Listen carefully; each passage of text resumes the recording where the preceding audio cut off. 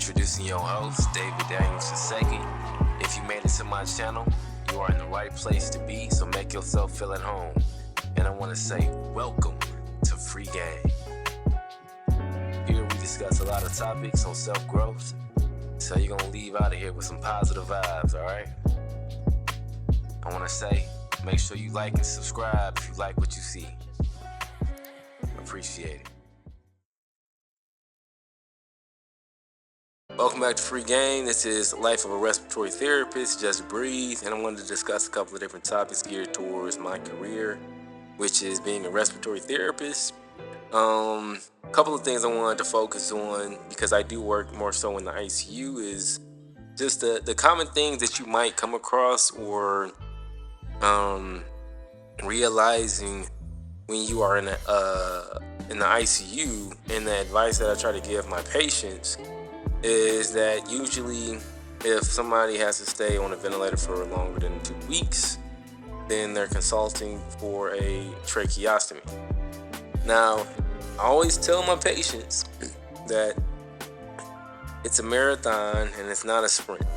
So most of the times when they go through the process of the family is agreeing to get a tracheostomy, I try to encourage my patients that this is temporary, and every single thing I deal with when it comes down to doing trach care and showing them that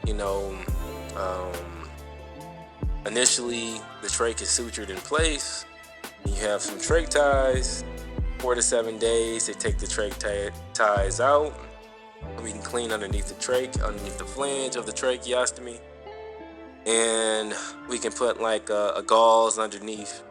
But besides that, the whole goal is, I'm trying to tell them, listen, once we get you past this trial of CPAPing, which is breathing on your own on the ventilator, we get you off the vent, and as long as your secretions are fine, you're not coughing up a lot of secretions, we'll go from what's called a T-bar. A T-bar is something that allows you to be off the ventilator. It gives you humidification and also gives you a specific amount of oxygen, but you can still be suctioned out, and it's in line if you have a lot of secretions. Usually we always keep the cuff inflated as well when you are on a T-bar, because you don't want to aspirate if you can't protect your airway and you got a lot of secretions. And a lot of times they'll keep a cuff, which is a balloon that's in the actual trachea, inflated, so oral secretions don't go down into the lower airway. So, if you can manage and you have a strong cough, you can clear secretions, you don't have a lot of secretions, the next goal is a trach shield. Now, if you can be off the ventilator for 24 hours, completely off, no issues, you're on a trach shield, usually you'll get speech involved, and you'll have a swallow eval, and you also will have a speaking eval. They'll give you something what's called a passing ear valve that will allow you to talk, and now you can communicate. And another important thing I always tell people is, once you pass your swallow valve, you're gonna see a difference. It's gonna be like night and day, because you will notice you'll start to get your strength back, and it really is a marathon. A lot of times, when you are working, and when I'm talking about working, like they doing physical therapy with you, they want you to get up, coughing secretions out. You're doing that on bare minimum through what's called like the tube feed. Tube feed gives you calories and everything that you need to sustain yourself, but it's hard to run that marathon on fumes. So when you pass your swallow valve and you are absolutely, like, you're okay to eat, and you have no issues eating, you will start to get your strength back. And on top of you getting your strength back, you will naturally notice a difference when it comes down to physical therapy, but also clearing and mobilizing secretions, and you'll be a step closer to what's called a trach capping. So a trach capping is basically when you don't need to humidify the trach. That humidification is done by the upper airway. So normally, your nose is built for humidification, and you would, if you need to be back on oxygen, you would just give them a nasal cannula. The trach will be capped for about 48 hours. If everything is no issues, and we usually do Q4 checks with the nurses. So the nurses will do a check every 4 hours. We would do a check every 4 hours. So it's in between. So technically every 2 hours they're being checked. And if everything is passing, then we will decannulate, and then we will actually remove the trach itself. Usually it takes about, depending on the individual, 2 to 3 days for that site to actually heal up. But when I'm with my patients, I try to walk them through what to expect, so they don't have a fear of the unexpected. Same thing with a CPAP trial. When I have my patients and I say, hey, we're going to do a CPAP trial, usually I'll spend some time in there and see where do they feel comfortable. I'm looking to make sure they're taking deep breaths, that their respiratory rate is not extremely high, that they're not using their diaphragm, accessory muscles, they're not tachypnic, tachycardic, meaning their heart rate is increased, blood pressure is changing. Sometimes you can get hypertensive when you're working, sometimes you get hypotensive if it's too much and you can't work as hard. But it's a lot of different things that I tend to look at when I'm CPAPing, but I'm also trying to encourage to say, hey, this ventilator is going to give you every supported breath.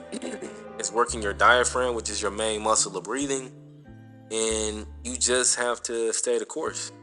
You just gotta work your diaphragm so we can get you off this ventilator.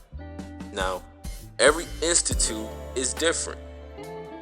You know, when we do pressure support ventilation, our goal, and usually in Egan's, is 7 of pressure support over a PEEP, baseline PEEP of 5. But every patient is different.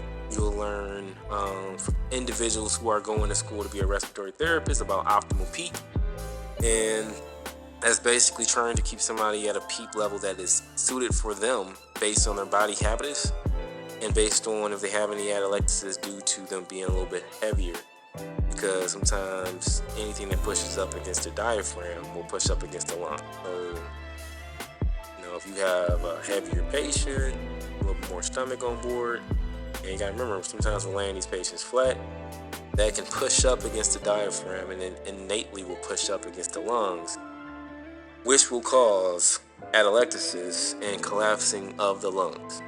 So, optimal PEEP is geared towards an individual patient. Now, we have multiple different tools that we utilize that will give you more information to say if somebody needs more PEEP or we're not actually stenting open the lungs. And every institute is a little bit different. But I definitely love what we are doing at the institute that I'm currently at. But it's different ways you can assess those things as well. So, just to keep it brief, obviously, if you're going up on the PEEP, on your settings on your PEEP, and you notice the blood pressure starting to get softened, then that's too much PEEP for that individual. Anytime you have to start pressors or levo because you're going up on your PEEP, then you're defeating the purpose in the first place, because yes, you may be creating an opening, but you're increasing venous return, and that can still cause hypoxemia. So venous return is deoxygenated blood from the right side of the heart into the left side of the heart. You don't want that. So it's just a lot of different things that you can look at. But life as a RT is basically talking about different things that you experience. Basically, things that I come across on a day-to-day. The struggle is real sometimes when you're a respiratory and you got new residents.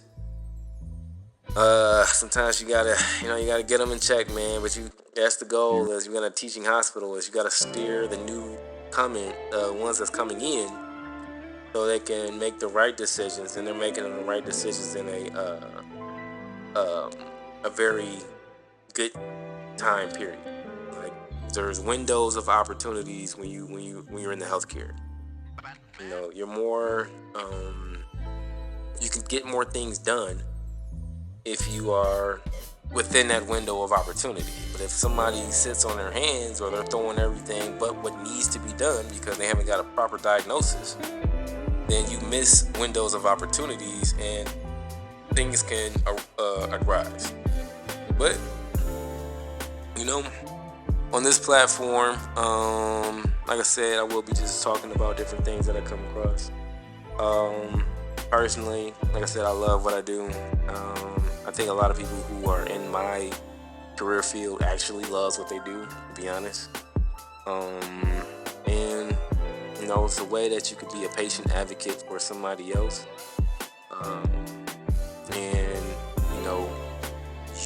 for a fact that your decision making can help somebody's life. That's the true benefit of being a respiratory therapist, is that you can help and educate.